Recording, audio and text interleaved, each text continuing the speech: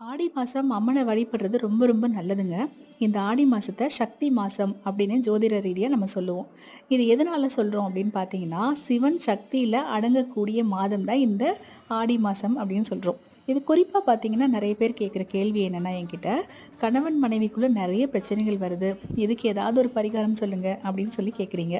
இதுக்கு பரிகாரம் எல்லாம் வேண்டாங்க. இந்த ஆடி மாசம் முழுக்க நீங்க ஒவ்வொரு நாளும் சிவன், சக்தி 2 பேரையும் ஒண்ணா உருவப்படுத்தி நீங்க தினமும் வழிபாடு வீட்டிலேயே செய்யுங்க.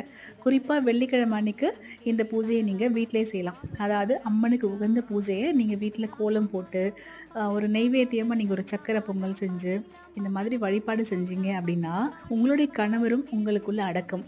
சிவன், சக்தி 2 பேரும் சேர்ந்த ஒரு உருவமா நீங்க இருப்பீங்க.